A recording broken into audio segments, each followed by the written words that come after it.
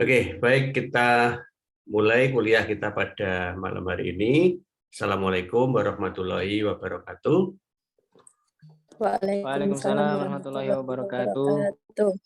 Alhamdulillah, wasyukurillah, la haula wala quwata illa billah. Malam hari ini kita masih bisa bertemu, meskipun masih menggunakan platform Zoom, ya, masih seperti yang kemarin. Setidaknya kita tetap bisa menjalankan tugas kita masing-masing untuk belajar terkait dengan beberapa hal dalam akuntansi perbankan syariah. Insya Allah kita hari ini, kalau tadi di absen saya lihat sudah pertemuan ke-7. Ya, saya tidak tahu nanti kita sampai pertemuan keberapa ya, biasanya sampai ke-8 ya, biasanya ya. Cuman waktu kita sudah sangat mepet ya. Kita hari ini sudah tanggal 21, next week 28 itu nanti kan ganti pengajar biasanya ya. Terus kemudian tanggal 5. Nah, kemudian informasi terkait dengan UAS itu kemarin saya dapat info tanggal berapa ya? Yang jelas itu pertengahan dari pertengahan bulan Juli, tanggal 11 ya. Tanggal 11. Jadi 11 sampai 22. Ya, berarti kita masih bisa bertemu lagi tanggal 5 untuk pertemuan yang ke-8 ya. Oke, semoga nanti tidak ada halangan dan kita bisa menyelesaikan perkuliahan di semester ini sesuai dengan apa yang kita rencanakan. Oke, minggu lalu kita sudah bahas terkait dengan beberapa dasar akad muamalah yang nanti bisa kita pakai untuk mendasari beberapa hal terkait dengan transaksi yang ada di perbankan syariah. Walaupun sebenarnya kalau kita bicara akuntansi syariah itu tidak sepenuhnya hanya bicara terkait dengan apa yang ada di bank syariah. Ya, tidak ya. Sebenarnya sangat banyak hal yang perlu kita bahas, tetapi di aspek teoritisnya. Namun ya karena kita kemarin tidak bisa maksimal ketika di bulan puasa dan waktunya harus terus jalan, maka ada beberapa pertemuan yang terlewat terkait dengan aspek teoritisnya. Dan saya nggak bisa balik lagi karena ya memang kita harus mengikuti jadwal. Kalau balik lagi berarti jadwal yang belakang malah nggak tersampaikan. Sehingga kita sepakati kemarin saya gantikan dengan beberapa tulisan itu. Ya. Harapan saya sebenarnya dengan adanya beberapa tulisan itu bisa ya sedikit banyak membaca, ya, mengetahui terkait dengan aspek teoritis walaupun dari sisi yang sangat sederhana. Nah, sehingga yang kita fokuskan untuk pembahasan kita kali ini hanya di aspek aspek teknisnya, aspek prakteknya yang ada di lembaga keuangan perbankan syariah. Nah, minggu yang lalu ada beberapa dasar terkait dengan transaksi muamalah. Ya, selama 2 minggu ini tidak ada yang konfirmasi apapun, sehingga saya beranggapan bahwa apa yang saya sampaikan itu ya bisa diterima. Ya. Yang penting itu kalau menurut saya ya, bisa diterima. Artinya kalian paham dan tidak ada satu dan lain hal yang menyebabkan terjadinya pertentangan cara berpikir. Ya, karena ketika kita bicara hal-hal seperti ini itu sebenarnya riskan. Ya, riskan terjadi sebuah perdebatan manakala kita berangkat dari sudut pandang yang berbeda.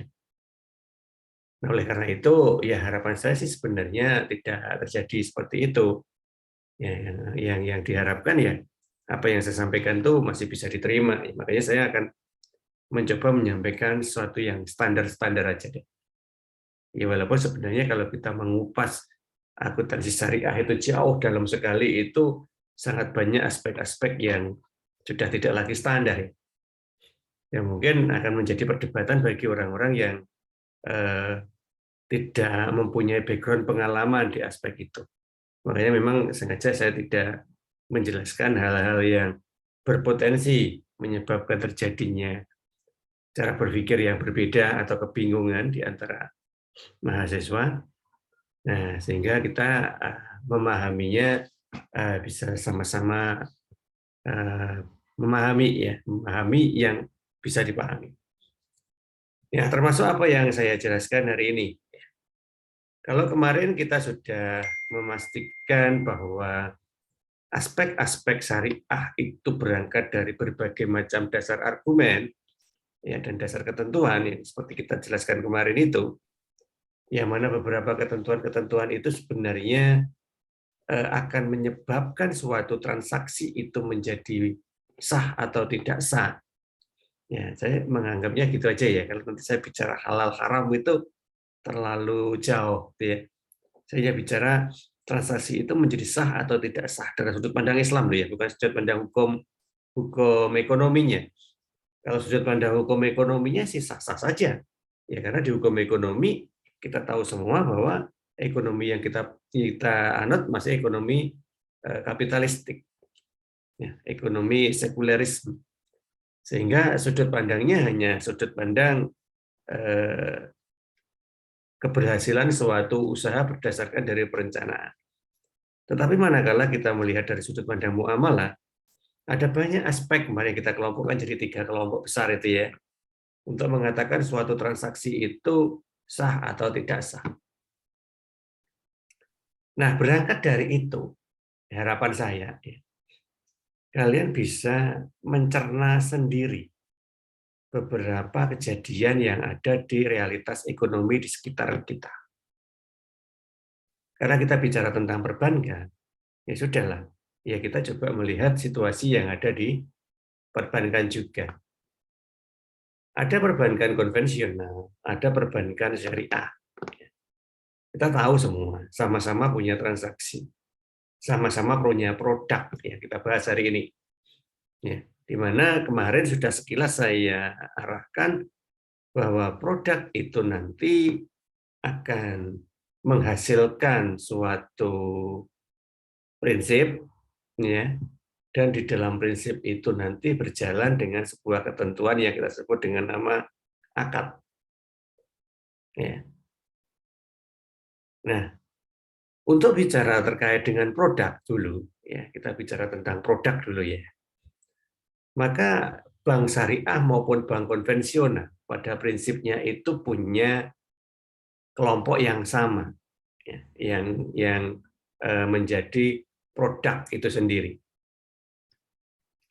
Kelompok pertama yang ada di dalam produk bank itu adalah produk ketika berorientasi pada penghimpunan dana.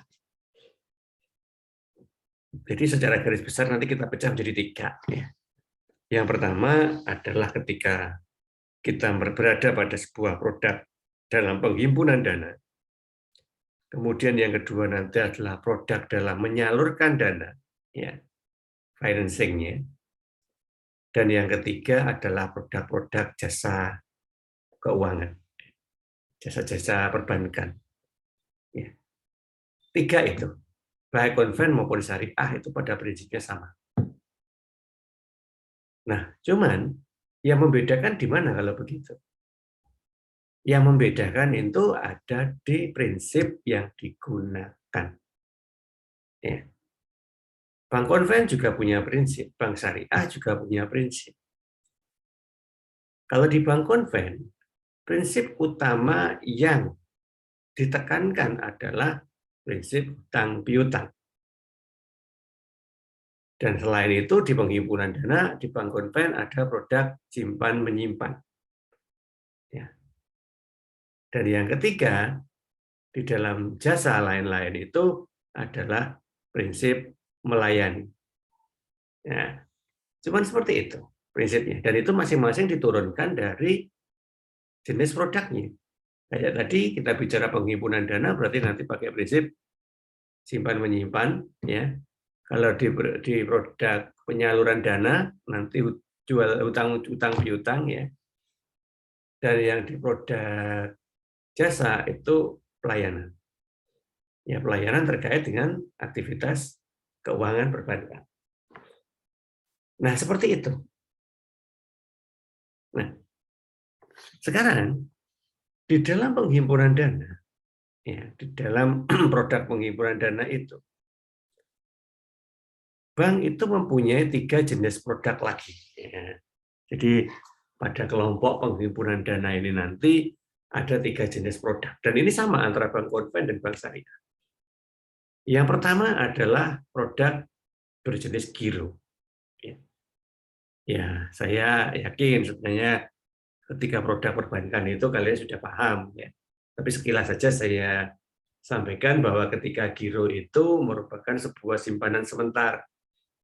Jadi bukan simpanan permanen yang memang berdurasi lama untuk sebuah kebutuhan yang akan datang dalam jangka yang panjang. Gitu ya. Bukan. Tapi giro itu sementara. Artinya apa? Menyimpan di giro itu tujuannya hanya untuk mengambil kemudahan transaksionalnya karena dibantu oleh jasa perbankan. Sehingga bisa jadi giro itu bukan simpanan, tetapi hanya untuk pooling saja. Ya. Pooling itu artinya hanya untuk transitnya dana sementara. Ya, katakanlah transaksi penjualan. Ya. Ketika ada penjual membeli barang ke kita, maka kita mengatakan bisa menggunakan jual beli online atau transfer, misalkan pembayarannya. Nah, ketika transfer atau online itu kan melewati perbankan. Berarti kan kita harus punya jenis rekening apa yang dipakai untuk mengumpulkan atau pooling dari pembayaran itu. Ya, maka biasanya rekening yang dipakai adalah rekening giro. Ya, jadi masuk ke rekening giro itu. Nah, kemudian sama ketika kita mau mengeluarkan biaya operasional. Berarti kita mengeluarkan biaya operasional juga ada di rekening giro itu. Ya, terus begitu. Kenapa? Karena semuanya mayoritas menggunakan transaksi perbankan. Bisa pakai internet banking, bisa pakai mobile banking, bisa pakai ATM. Nah, ya seperti itu ya. Jarang sekali yang sekarang antri di teller, gitu. Nggak ada waktu. Lagi pula kalau teller kan ada jam operasionalnya. Kalau ATM kan nggak ada. Apalagi e-banking yang ada di tangan, misalkan di handphone. Ya semaunya, selama dananya ada kan bisa ditransaksikan. Nggak ada batas waktu lagi. Nah, sehingga fungsinya itu lebih banyak dipakai untuk ini ya, menjaga fluktuasi dana masuk dan dana keluar dalam tempo yang cepat. Nah, itu gitu. Kemudian yang kedua adalah tabungan ya. Kalau kita bicara tabungan berarti kita bicara simpenan. Jadi sesuatu yang ada di tabungan itu fluktuasi dari keluar masuknya dana itu tidak sefluktuatif yang ada di giro. Ya bisa jadi mungkin ada temporary yang lebih lama ya, bulanan misalkan, atau 3 bulanan, 1 semester, setahun, atau berapa lama atau tidak tentu. Tapi yang jelas tidak ada fluktuasi yang terjadi dengan intensitas pendek harian yang ada di rekening tabungan. Ya jarang sekali. Kalaupun ada paling ya hanya 1-2 hari aja, selanjutnya off lagi. Tidak setiap hari terjadi transaksional. Nah, kalau di giro sangat potensial begitu, karena memang dipakai untuk transitnya dana saja. Sehingga nanti kalau dana itu sudah dianggap merupakan saldo akhir bulan misalkan, maka saldo itu bisa dialihkan ke tabungan. Nah, tetapi ada juga yang masih merupakan produk penghimpunan dana tetapi dipakai untuk jangka yang lebih panjang lagi, yaitu deposito. Kalau ini memang murni saving, gitu ya, murni menyimpan. Semua yang masuk deposito pada prinsipnya merupakan dana mengendap minimal dalam waktu 1 bulan. Karena memang fungsi deposito itu untuk menyimpan dana dari nasabah dalam waktu yang panjang. Oleh karena itu, maka hasil yang diperoleh dari deposito itu yang tertinggi dibanding dengan tabungan, apalagi di giro, yang memang tidak ada hasil yang signifikan. Ya. Walaupun kalian naruh uang di giro itu bertahun-tahun juga, tidak akan banyak menghasilkan apa-apa secara penambahan hasil. Nah, beda dengan deposito. Karena memang tujuan dari masing-masing beda. Nah, baik giro, tabungan, maupun deposito merupakan produk penghimpunan dana. Yang mana tujuannya memang menarik dana dari pihak ketiga, yaitu nasabah, untuk berada di bank. Ya, kemudian bank itu bisa menggunakannya untuk disalurkan lagi ke tempat lain dan menghasilkan keuntungan. Ya. Kalau di bank konven, diutang nih orang. Dari diutang nih itu dapat bunga. Nah, dapat bunga berarti kan ada keuntungan. Ya, kemudian dibagi dengan nasabah pemilik uang di masing-masing jenis penghimpunan dana tadi. Nah, ini kalau kita bicara penghimpunan dana secara umum. Ya. Namun di bank syariah, itu ada beberapa prinsip. Ya, ini sekarang bicara prinsip ya. Tadi kan produk. Produknya kan tadi ya, deposito, tabungan, giro. Produknya. Nah, masing-masing produk itu berjalan dengan suatu prinsip. Jadi prinsip itu adalah suatu hal yang ada untuk menjalankan produk perbankan. Jadi jangan sampai ketukar loh ya cara berpikirnya. Misalkan kita bicara giro. Kalau giro tadi adalah sebuah rekening yang isinya adalah transaksional, berarti ada prinsip dong yang dipakai di situ. Apa prinsipnya? Kalau di dalam syariah namanya prinsip wadiah atau titipan. Ya. Jadi memang kita naruh di giro itu hanya titip. Ya, orang titip kan ya gitu kan, bisa dititipin sewaktu-waktu, bisa diambil sewaktu-waktu. Ya, karena memang tidak ada akad yang mengharuskan dia harus berada dalam waktu berapa lama. Ya, hasil yang diperoleh bukan dari hasil bagi keuntungan yang ada di dalam rekening giro itu, tetapi keuntungan secara pelayanan di mana transaksional lebih mudah karena bisa menggunakan jasa perbankan, sehingga orang mau bayar jam segini ya nggak ada masalah, terserah gitu ya. Bank nggak ada tutupnya kok, bank 24 jam. Nah, bisa terjadi. Kalau misalkan kita tidak melibatkan bank, kan ada tutupnya karena pakai kantor. Kantor ada jam buka, jam tutup. Kalau bank, kalau melewati aplikasi seperti tadi, tidak ada tutupnya, sewaktu-waktu bisa. Ingatnya tengah malam mau transaksi, ya silakan. Pagi, terserah, silakan. Siang, malam, terserah. Nggak apa-apa. Nah, tetapi itu tadi, karena sifatnya transaksional, maka prinsip yang digunakan adalah wadiah atau titipan. Nah, kemudian ada prinsip yang kedua, dan masih di penghimpunan dana ya, yang disebut dengan nama prinsip mudharabah. Apa itu? Mudharabah merupakan suatu prinsip yang mendasari kerjasama dua belah pihak atau lebih. Ya, tapi biasanya dua belah pihak antara nasabah dengan bank gitu ya. Di mana prinsip mudharabah tadi menentukan bahwa pihak yang satu adalah pihak yang punya uang dan pihak yang kedua adalah pihak yang mengelola uang. Jadi yang punya uang hanya satu pihak. Yang dalam hal ini yang punya uang sohibul mal, yaitu nasabah. Karena kita di penghimpunan dana ya, yang punya uang adalah nasabah. Nasabah naruh uangnya di bank. Uangnya siapa? Uangnya nasabah. Berarti sohibul malnya nasabah. Nah, bank apa? Bank fungsinya hanya memberikan keahlian ya, untuk mengelola uang itu supaya memperoleh hasil. Nah, begitu. Ya, memperoleh hasil.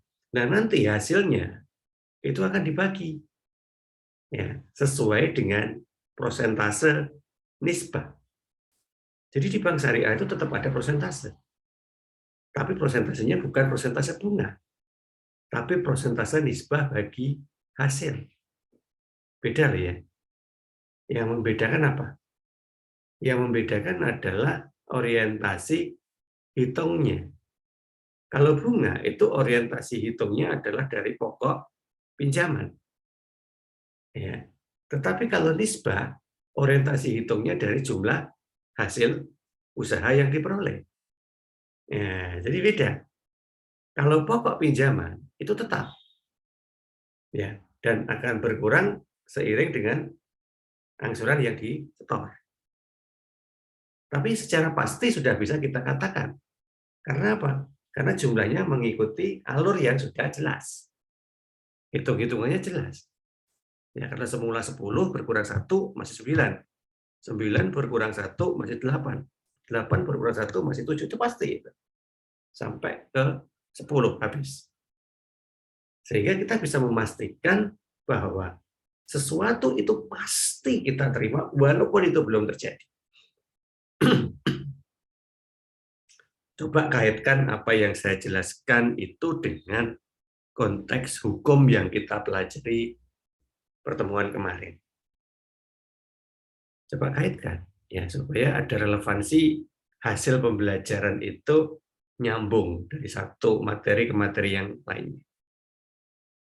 Kemarin saya katakan bahwa suatu transaksi itu menjadi tidak sah atau terlarang manakala di situ terjadi ta'aluk.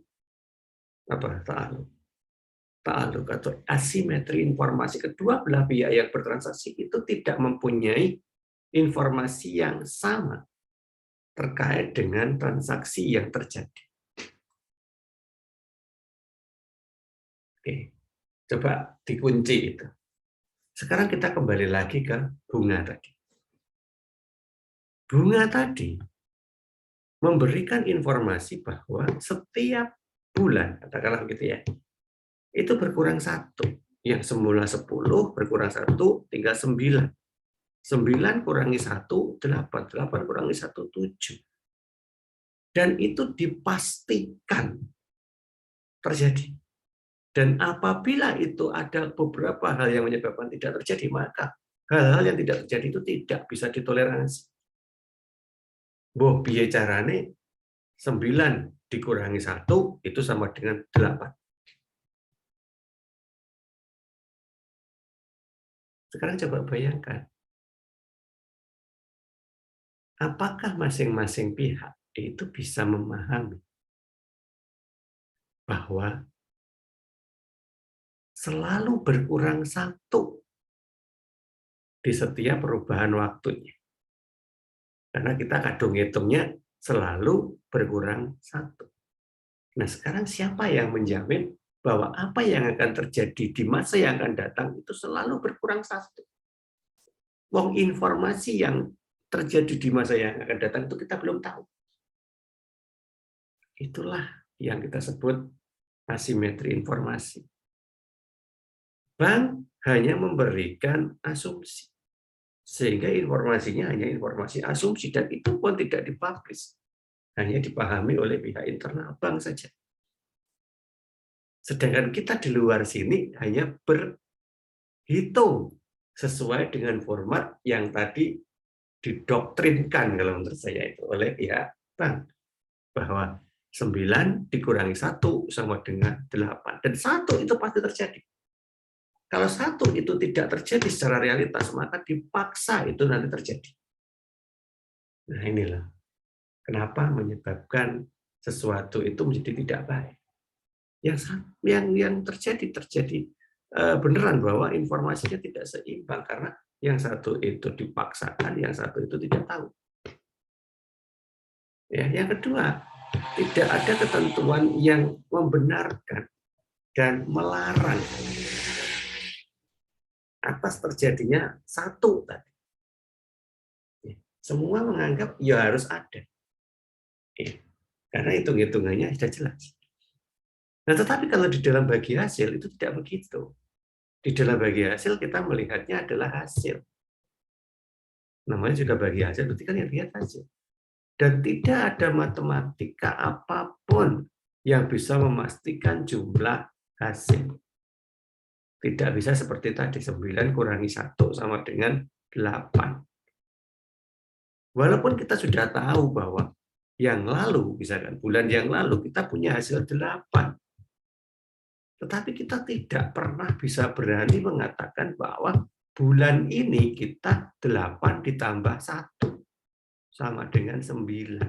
Tidak akan ada yang berani menghitung begitu. Karena sama sekali kita tidak tahu hasilnya seperti apa. Nah, oleh karena itu ya kita tunggu sampai hasil itu terjadi. Nah, kalau begitu yang di muka apa yang kita tentukan? Ya hanya nisbahnya saja.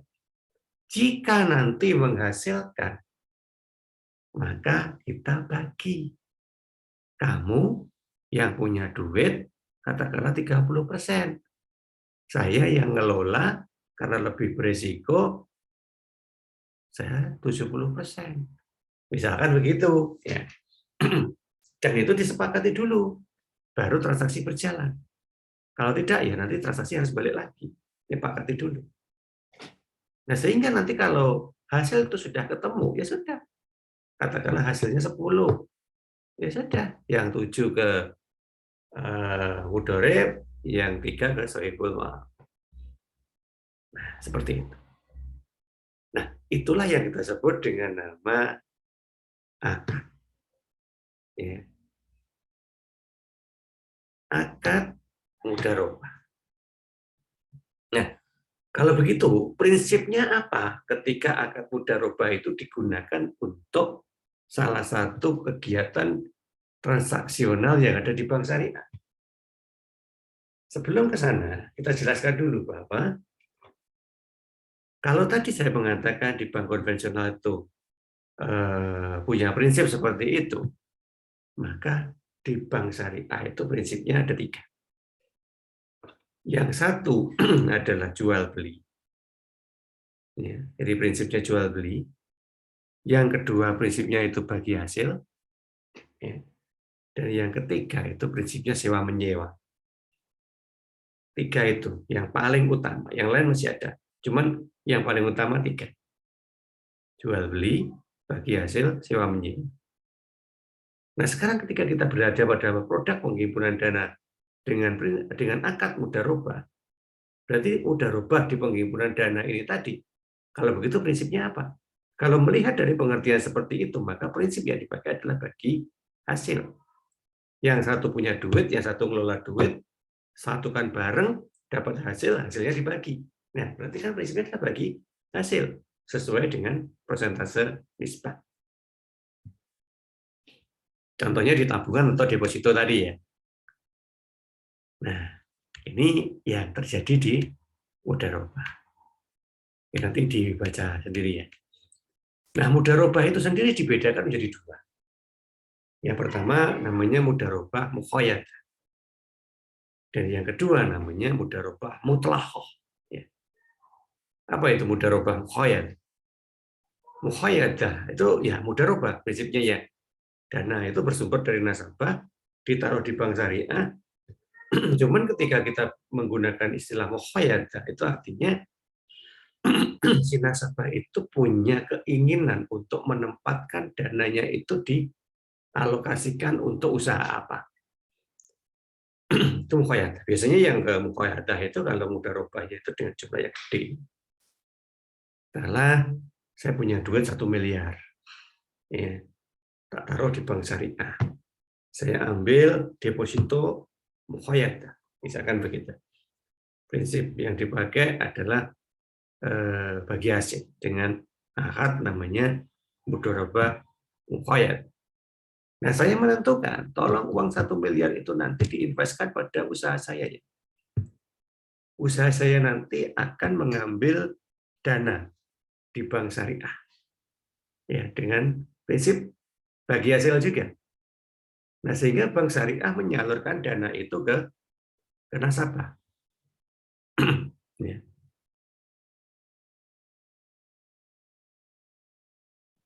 Masih nyambung ya.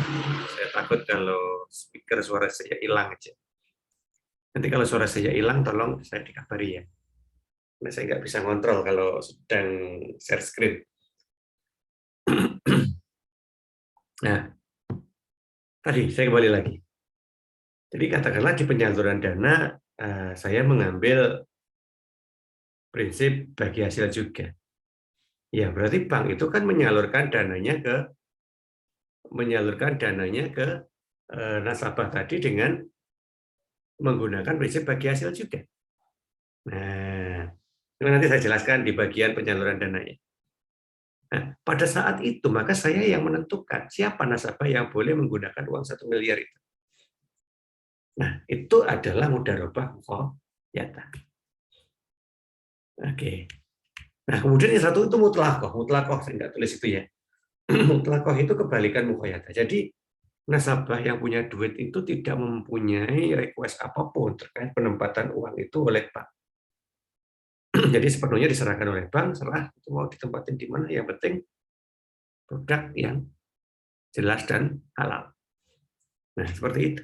Itu yang mutlakoh. Nah, selain mudharabah, sebenarnya ini bisa dimanapun ya kad itu ya. Tapi nggak apa-apa ini, saya taruh di penghimpunan. Itu ada istilahnya kad ya. Apa namanya? Akadnya itu kad. Kad itu prinsipnya apa? Sebenarnya kalau kita rujuk lebih jauh, kad itu prinsipnya adalah hutang piutang. Tapi nanti dulu, hutang piutang yang dipakai di kad itu tidak sama dengan hutang piutang yang ada di bank konven. Ya. Kalau bank konven, hutang piutang tujuannya adalah untuk mencari keuntungan selisih dari bunga tadi. Ya. Tetapi di kad, hutang piutang tujuannya bukan untuk mencari selisih bunga. Kenapa? Karena dengan menggunakan transaksi berbasis akadnya kad, maka mengatakan bahwa transaksi utang piutang itu tidak menghasilkan selisih apapun.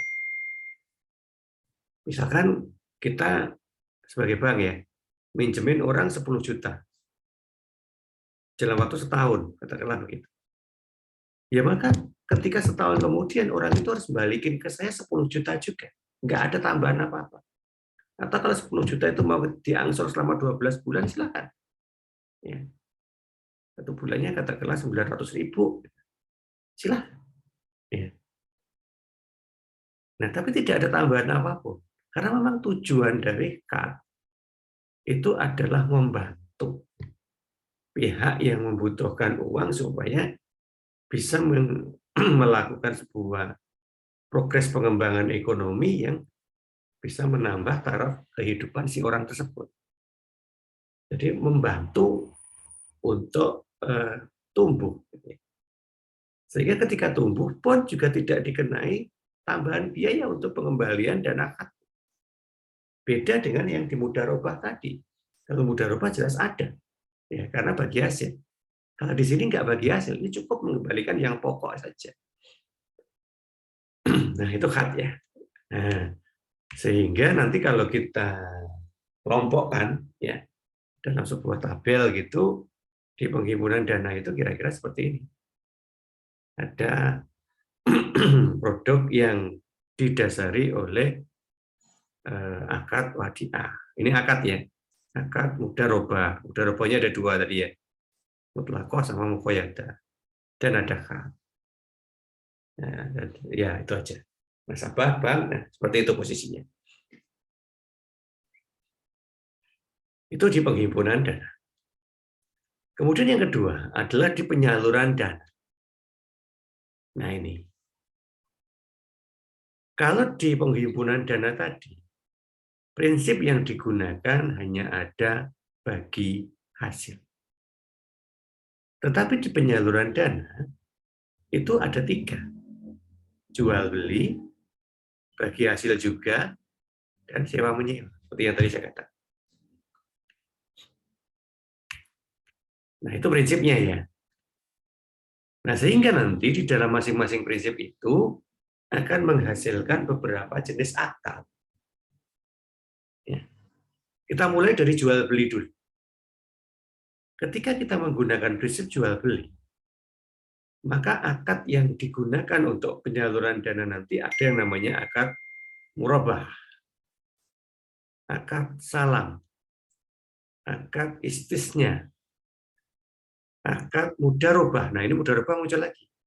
Jadi mudharabah itu adalah sebuah akad yang bisa berada di penyaluran Bisa juga ada di pengumpulan tadi. Kemudian akad musyarakah. Ya. Nah ini akad-akadnya ya. Nah itu ada di jual beli. Ya. Kita bahas satu persatu dulu. Sebenarnya oke ya, sebenarnya gini. Yang yang lebih banyak kejual beli itu di sini ya. Murabahah, salam, istisna. Nah, ini lebih banyak kejual beli. Sedangkan mudharabah dan musyarakah itu lebih lebih banyak mengarah ke prinsip bagi hasil. Ya. Jadi akad mudharabah dan akad musyarakah ya itu lebih banyak mengarah ke prinsip bagi hasil. Yang jual beli itu ada 3 ini. Murabahah, salam, dan istisna. Ya, ini masih jadi satu ini tadi ya. Tolong dipisah. Mudharabah dan musyarakah nanti masuk di bagi hasil. Kita bahas satu persatu. Apa itu murabahah? Murabahah adalah sebuah akad jual beli, ya, akad dengan prinsip jual beli, ya, di mana ada penjual, ada pembeli. Siapa yang jadi penjual? Bank. Pembeli siapa? Nasabah. Nah, di sini harga beli itu diketahui di muka, disepakati dulu. Ya. Dan kalau secara fikih sebenarnya jual beli di sini harus tunai. Kalau secara fikih, tapi kenyataannya juga ada yang angsuran gitu ya, dibayar angsuran. Ya. Sehingga di situ bisa dikenakan jaminan. Nah, dalam fikih klasik juga penjual itu nanti memperoleh barang atau bank tadi memperoleh barang itu dari pihak supplier. Supplier itu nanti mendatangkan barang ke bank, baru bank kemudian menjual ke nasabah. Ya. Tetapi dalam konteks realnya sebenarnya transaksinya itu bukan antara nasabah dengan bank, justru nasabah dengan supplier langsung. Tetapi yang mendanai uangnya nanti adalah bank.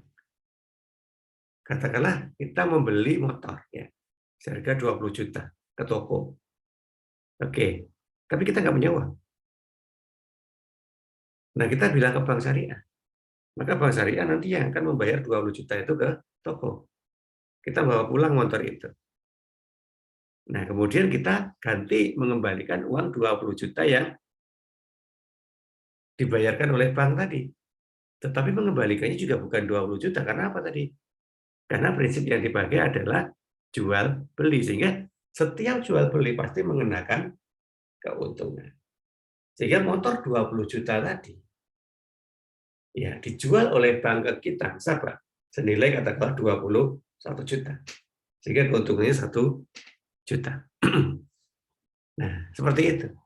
Perkara 21 juta itu kemudian kita bagi rata selama misalkan 1 tahun, 2 tahun, 5 tahun, nah itu terserah. Tinggal kesepakatannya di awal. Nah, yang jelas nilainya sudah bukan lagi 20 juta, tetapi menjadi 21 juta. Nah, itu ya.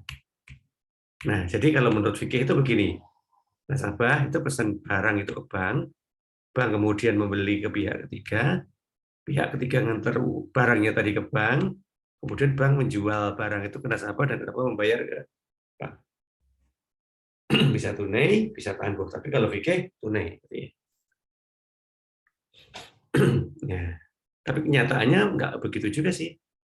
Kadang begini, nasabah ya memang pesan ke bank, bank kemudian memberikan informasi ke pihak ketiga. Tetapi barang itu tidak dikasihkan ke bank. Barang langsung dikirim ke pihak nasabah. Dan kemudian transaksi jual belinya itu dengan bank. Nah, begitu. Ini kalau dalam konteks perbankannya. Jadi memang ada perbedaan. Atau begini, kita menggunakan istilah yang namanya wakalah. Jadi produknya itu tetap yang ada di penyaluran dana, tetapi akad yang dipakai adalah wakalah. Prinsipnya tetap jual beli, tapi jual belinya wakalah. Wakalah itu wakil. Biasanya itu terjadi pada suatu transaksi yang menginginkan ada barang-barang yang spesifik yang tidak dipahami oleh bank. Misalkan alat-alat kesehatan itu ya. Nasabah pengen beli, jarum suntik, pengen beli peralatan medis, ya bank ya nggak mudah kan itu ya. Makanya bank itu hanya bilang ke nasabah, kamu nyari sendiri aja barang-barang itu ke pihak ketiga yang speknya sesuai dengan yang kamu inginkan. Nah, sehingga nasabah itu mencari pihak ketiga, beli dia di sana.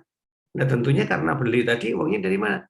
Ya ketika bank tadi menunjuk nasabah sebagai wakalah tadi, maka bank itu sudah menanyakan ke nasabah, butuh uang berapa untuk membeli itu? 20 juta. Ya sudah, 20 juta kasih nasabah. Tetapi nasabah yang mencari sendiri ke pihak ketiga yang ngantar barang ke A, ke nasabah ya. Tapi transaksi jual belinya dilakukan antara nasabah dengan pihak bank. Ya. Karena pihak ketiga sudah selesai ketika dibayar oleh nasabah berasal dari uangnya bank. Tetapi uang itu merupakan hasil transaksi jual beli ini tadi, bukan utang piutang.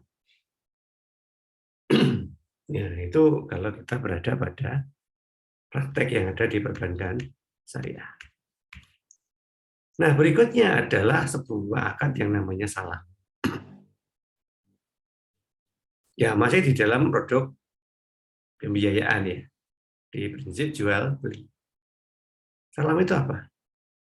Salam itu jual beli yang dilakukan secara tangguh. Kenapa ditangguhkan? Ya karena biasanya barang yang kita transaksikan dengan salam itu belum langsung ada dalam waktu yang singkat. Ya.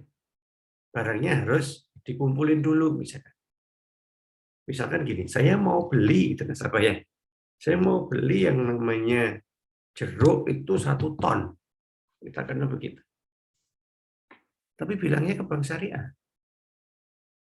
Ya. Nah, tentunya kan bank syariah harus mencari jeruk 1 ton, kan nggak mungkin sehari jadi. Nah, mungkin aja jeruknya juga belum panen, nunggu jeruknya panen. Ini masih setengah panen ini. Nah, sehingga selama waktu tunggu tadi, nasabah sudah bertransaksi, sudah mengikat dalam sebuah administrasi, yang mana biasanya tanda jadinya itu dilakukan dengan memberikan DP. Nah, di sini ada DP. Ya. Jadi, DP-nya diberikan dulu, dan nanti pelunasannya dilakukan manakala barang yang dibeli itu sudah lengkap. Nah, itu transaksi salam. Ya. Nanti lebih detailnya dibaca ya di sini ya. Kemudian yang ketiga transaksi istisnya. Ya. Prinsipnya istisnya sama salam itu hampir sama, yaitu jual beli tangguh juga. Tetapi biasanya kalau salam itu lebih banyak dipakai untuk produk agrobis ya, pertanian, perkebunan begitu. Tapi kalau istisnya itu lebih banyak dipakai untuk produk yang sifatnya benda-benda customize. Customize itu artinya harus dibuat dulu. Jadi ketika beli itu barangnya belum ada. Ya nunggu barangnya jadi kemudian baru dilunasi. Ya, misalkan untuk angsuran rumah gitu ya. Ya, istisnya biasanya. Transaksi jual belinya itu pakai akad istisnya. Jadi bank menjual rumah kepada nasabah, tapi rumah itu belum ada, belum jadi, baru tanah tok. Nah, kemudian ketika terjadi transaksi, ada DP, bank itu mulai membangun ya, lewat pengembang tadi. Nah, kemudian nasabah itu membayar ke bank itu sejumlah harga beli yang disepakati dengan beberapa termin. Ya, terminnya misalkan berdasarkan persentase penyelesaian pembangunan rumahnya. Selesai 10%, dibayar 10%. Selesai 30%, 40, 50, 60, dan seterusnya. Nah, itu tahapannya seperti itu. Itu untuk listnya. Nah, jadi fikihnya begini. Menjual barangnya, pembeli itu kemudian mengantar barangnya, atau sama bank dengan nasabah, ya nasabah dan bank itu terjadi pemesanan, pembayaran, dan barang itu diantar. Nah, biasanya barang itu nanti ngambil dari pihak ketiga. Ya, karena bank kan tidak mungkin melakukan produksi sendiri terkait barang-barang yang diinginkan nasabah. Nah, kemudian ada juga yang namanya prinsip sewa tadi ya, prinsip sewa. Nah, prinsip sewa itu akad yang dipakai adalah ijarah. namanya. Ya, sama pengertian sewa. Maka di sini melibatkan mujir dan mustajir ya. Mujir itu yang menyewakan, mustajir yang menyewa. Kalau menurut fikih itu harusnya barang yang disewakan itu adalah barang hasil pembelian dari pihak lain. Katakanlah mujirnya adalah bank gitu ya. Bank harus membeli dulu barang itu ke pihak ketiga. Sehingga barang itu miliknya bank. Kemudian bank menyewakan ke mustajir. Nah, mustajir bayar biaya sewanya. Itu kalau menurut fikih begitu. Tetapi kalau menurut perbankan nggak perlu, gitu ya. Jadi opsi ke pihak ketiga itu bisa juga sewa, ya tidak beli. Jadi bank itu menyewa barang ke pihak ketiga dan barang itu kemudian disewakan ke nasabah. Nasabah membayar ke bank. Nah, kemudian tergantung transaksi yang pertama tadi bank sama pihak ketiga tadi transaksinya apa? Sewa atau sewa beli? Kalau sewa beli artinya sampai di akhir masa sewa berakhir, maka barang itu otomatis milik bank. Dan bank bisa menjual ke nasabah. Ya, sehingga biaya sewanya tadi bisa dipakai sebagai dasar untuk angsuran pembayaran penjualan barang tersebut. Namanya adalah IBM, ya, ijarah mutahiyah bitamlik. Ya, seperti itu. Nah, kemudian akad berikutnya adalah mudharabah. Nah, ini tadi ya, mudharabah itu kan saja ini sudah masuk di prinsip bagi hasil. Sama seperti dia berada di produk penyaluran dana, produk pengumpulan dana tadi. Nah, prinsipnya juga sama.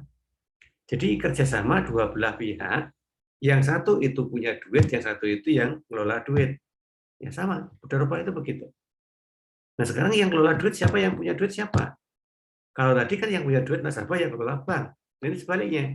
Kalau di produk pembiayaan, yang punya duit itu bank, yang kelola itu nasabah. Katakanlah nasabah itu pengusaha. Dia butuh tambahan modal. Maunya transaksi adalah mudharabah bagi hasil.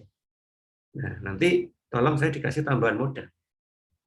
Nah, kemudian bagi hasilnya disepakati dengan nisbah bagi hasil tadi berapa persen, berapa persen. Nah, itu ada di mudharabah ya. Nah, jadi kalau mudharabah itu begini, kalau nanti ada keuntungan, maka untungnya itu dibagi sesuai nisbah. Tapi kalau ada kerugian, maka yang nanggung itu mayoritas adalah pemilik dana, yaitu bank. Ya, bank yang nanggung. Ya, karena itulah di mudharabah itu agak tertib ya. Ya, seperti ini ya. Jadi usaha yang dilakukan nasabah itu hanya didasari oleh keahlian nasabah. Dananya sepenuhnya berasal dari bank untuk modal usaha ini. Nanti kalau ada untung, maka ya untungnya dibagi sesuai nisbah yang disepakati di awal. Apa tadi? 70-30 misalkan ya. Untuk nasabah sebesar 30, untuk bank sebesar 70. Atau sebaliknya, 70 nasabah, 30 bank. Nah, tergantung kesepakatan aja. Tapi kalau rugi, ya yang punya duit yang nanggung, tetapan kalau mudharabah itu. Karena di sini tadi yang punya duit bank, maka yang nanggung adalah bank. Beda lagi dengan musyarakah. Ya. Musyarakah itu artinya syar'i, ya, syarik, musyarik, ya, syarik partner, ya. Jadi kan namanya partner itu kerjasama di mana dua belah pihak itu ini harus saling berkontribusi di dalam usaha itu. Sehingga aribu bimat tawako wal kasyaratu bi qadri mali. Artinya jika ada keuntungan maka nanti dibagi sesuai kesepakatan, tetapi jika ada kerugian ya dibagi berdasarkan porsi setoran modalnya masing-masing. Ya. Sehingga karena sama-sama setor modal, bank itu juga ikut intervensi di dalam usahanya nasabah tadi. Nah, ikut-ikutan intervensi gitu ya. Nah, contohnya begini. Jadi baik bank maupun nasabah ketika mengikat kontrak itu harus sama-sama setor modal untuk membangun usaha. Cuman modalnya itu presentasinya bisa saja beda. Ya, katakanlah nasabah tadi sudah punya 60%, katakanlah. Jadi kurang 40% didanai oleh bank. Jadi bank itu setornya 40% aja. Ya, nasabah 60%-nya. Nah, kalau dapat keuntungan, maka nanti untungnya bisa dibagi bersama. Sesuai dengan nisbah bagi hasil. Nah, tetapi kalau rugi, ya bisa dibagi bersama. sesuai persentase modalnya tadi. Tadi modalnya nasabah 70%, modalnya ini katakanlah 30%, ya sudah. Berarti kalau ada kerugian 30% ditanggung bank, yang 70% ditanggung nasabah. Nah, itu kalau pakai transaksi yang dengan akad musyarakah. Ya. Nah, kemudian ada juga transaksi yang namanya rahan. Rahan itu gadai.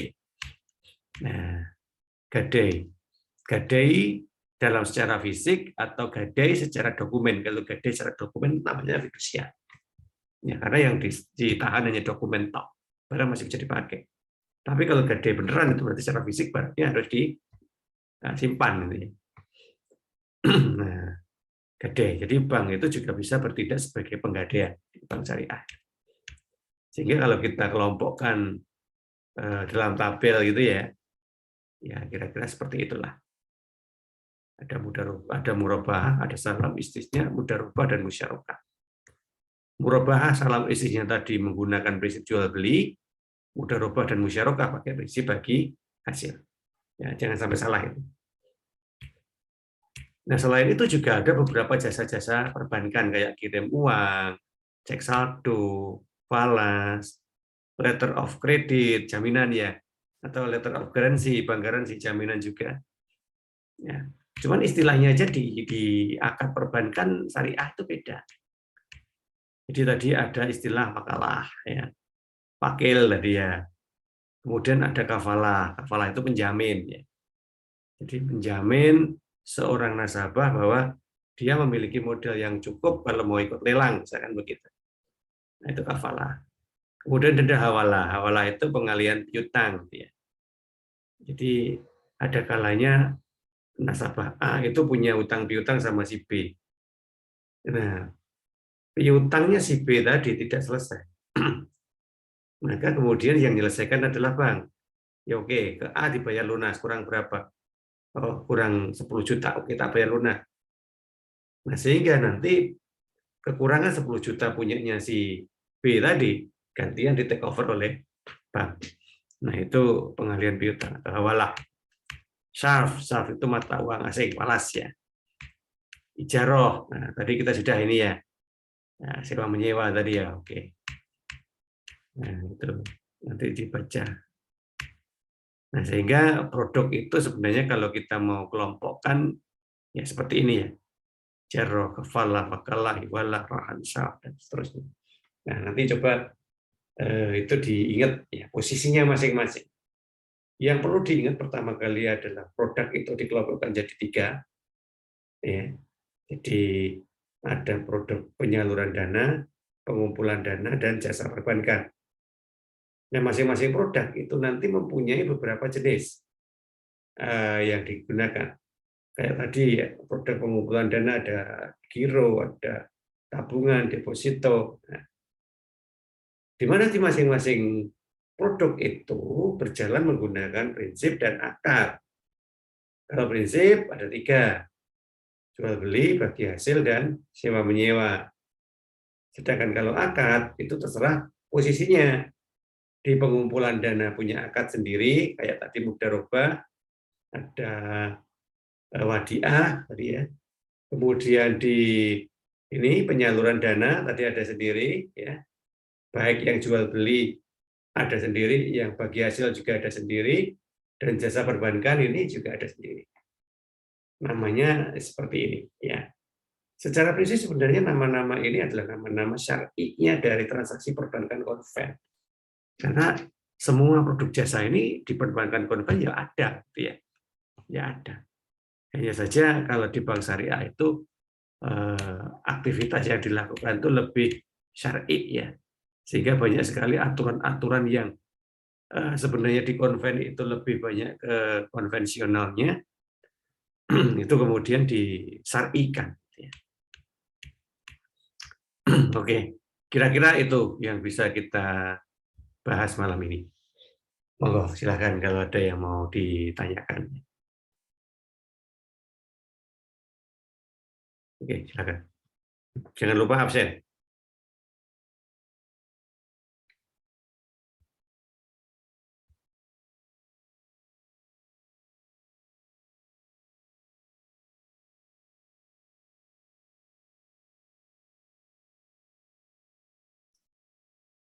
pertemuan yang akan datang, pertemuan ke-8 yang nanti kita pakai sebagai penutup pertemuan kita, sedikit kita coba akan bahas terkait dengan dasar akuntansi untuk transaksi syariah.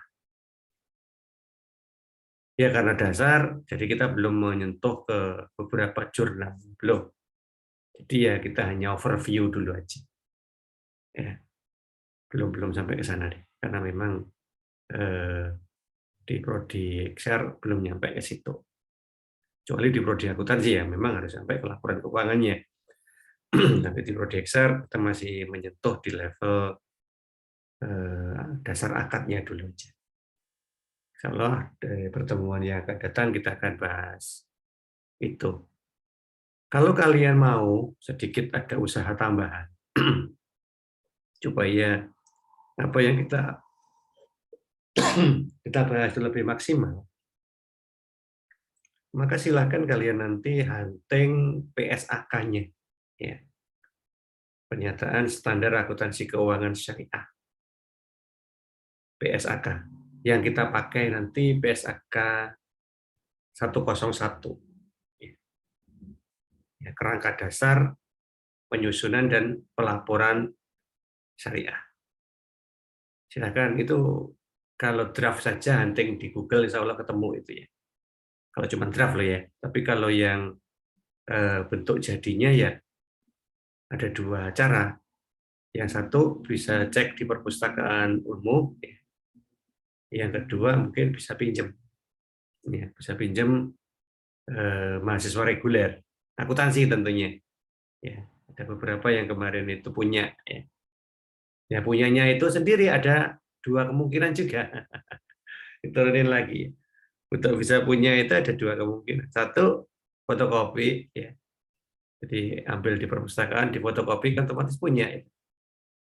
Dan yang kedua ya beli. Ya, tapi kalau beli itu untuk mahasiswa Excel tidak saya sarankan sebenarnya karena keperuntukannya tidak se-urgent yang ada di mahasiswa akuntansi gitu ya.